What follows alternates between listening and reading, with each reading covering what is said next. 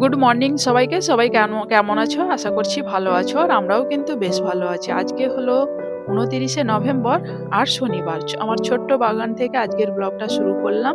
শুরু থেকে শেষ পর্যন্ত দেখার অনুরোধ থাকলো। আশা করি ভালো লাগবে। আর এখানে দেখো সকালের সমস্ত কাজকর্ম সেরে ঠাকুরকে আমি পুজো দিয়ে নিয়েছি। তারপরে এখানে চলে এসেছি রান্নাঘরে, কারণ রোজের ঝাঁট দেওয়া, ঘর পরিষ্কার করা কি দেখাবো, সেই কারণেই একবারে রান্নাঘরে চলে আসলাম। কারণ আজকে ছোট ছোট মাছ আছে, পুঁটি মাছ, সেইগুলো ভাজতে অনেকটাই টাইম লাগবে, সেই কারণেই তাড়াতাড়ি আজকে রান্নাঘরে ঢুকে গেলাম।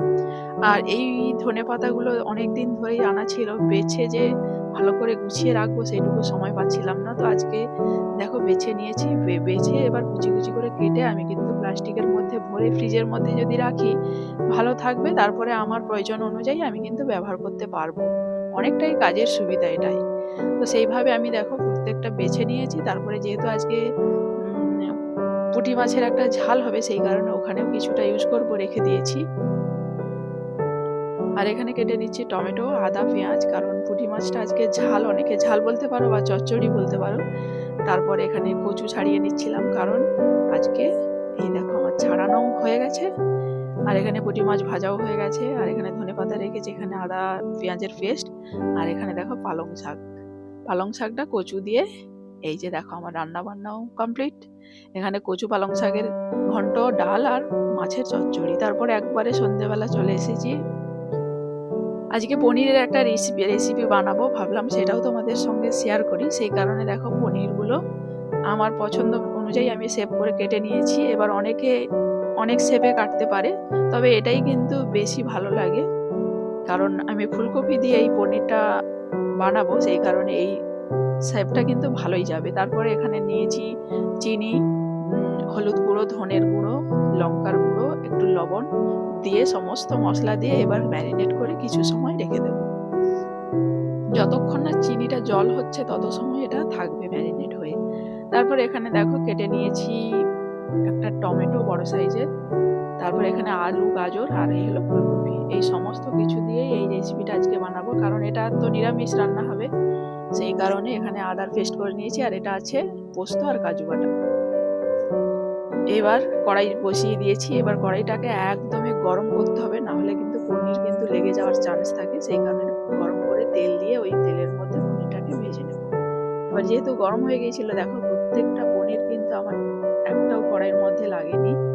এইভাবে ভালো করে, খুব বেশি কড়া করে ভাজবো না, জাস্ট একটু লাল লাল করে ভেজে আমি কিন্তু তুলে নিয়েছি। তারপরে ওই তেলের মধ্যে ফুলকপিটাকেও আমি ভেজে নেব। ফুলকপিটা কেউ খুব বেশি ভাজবো না, জাস্ট একটু ফুলকপির গন্ধটাও চলে যাবে আর একটু লাল লাল ভাজা হয়ে যাবে, সেইভাবে ভেজে তুলে নিয়েছি। আর এখানে পনিরটা যে ভেজে রেখেছিলাম ওর মধ্যে জল দিয়ে এবার কিছু সময় রাখতে হবে, কারণ এতে পনিরটা কিন্তু নরম তুলতুলে থাকে, শক্ত হওয়ার চান্স থাকে না।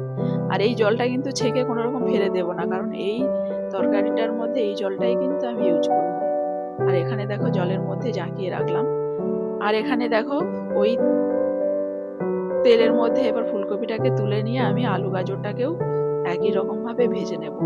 শীতকাল তো চলে এসেছে, শীতকালের বলতে পারো প্রত্যেকটা বাড়িতে কিন্তু রাতের বেলা রুটি হয় বা পরোটা।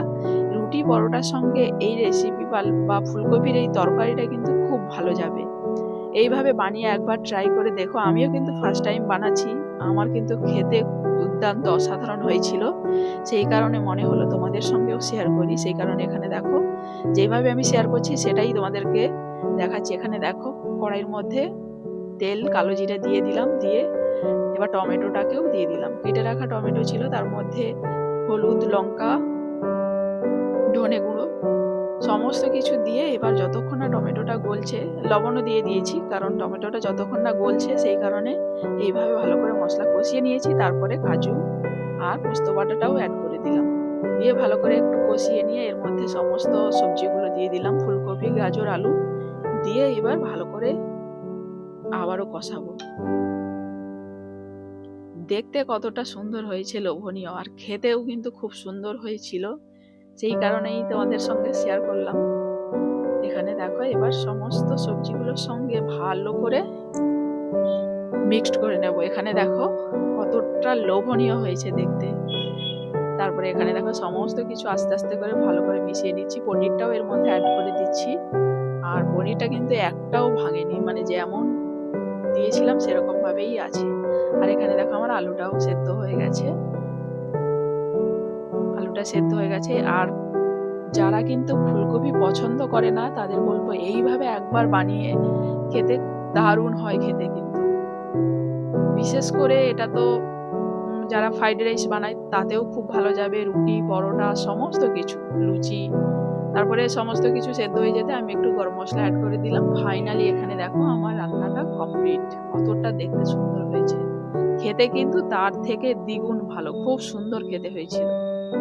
যাই হোক, এখানে কিন্তু আমার রান্না বলতে পারো প্রায় কমপ্লিট। আর দেখতে দেখো কতটা সুন্দর হয়েছে। বিশেষ করে যারা সাদামাটা ভাবে পছন্দ করে তাদের তো এই রেসিপিটা ভীষণই পছন্দ হবে। রান্নাটা তো আমার প্রায় কমপ্লিট হয়ে গেছে। এবার এখন বাজে প্রায় রাত 9:30 মতো। এবার আমাদেরও রান্না বান্না হয়ে গেছে। এবার সবাইকে খেতে দিয়ে দেবো। সেই কারণে দেখো এখানে আমি থালাও রেডি করে নিয়েছি। মেয়েকে আগে খাইয়ে দেবো, কারণ ওকে খাইয়ে দিতে হয়। আর ও তো অনেকটাই ছোট, সেই কারণে অনেকটা টাইম লাগে, সেই কারণে। আর এখানে দেখো দেখতে কতটা সুন্দর হয়েছে। তার সঙ্গে একটু স্যালাড বানিয়েছিলাম, শুধু শসাই নিয়েছি। তারপরে এখানে সবাই, মেয়েকেও দিয়ে দিয়েছি আর সবাই খেতে বসেছি।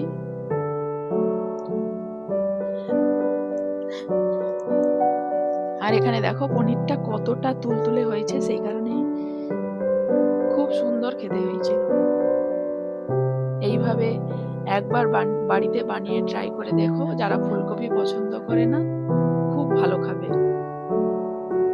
আর শীতের মরশুমে সব ফুলকপি তো প্রচুর পাওয়া যায়, সেই কারণে নিজেদের পছন্দ মতো রেসিপি বানিয়ে বানিয়ে এরকম খাওয়া যায়, বিশেষ করে রুটি, পরোটা, লুচি, সমস্ত কিছুর সঙ্গে। যাই হোক, ভিডিওটা এই পর্যন্ত। ফিরবো নতুন এক ভিডিও নিয়ে। ততক্ষণে সবাই ভালো থাকবে, সুস্থ থাকবে। সবাইকে থ্যাংক ইউ অ্যান্ড টাটা।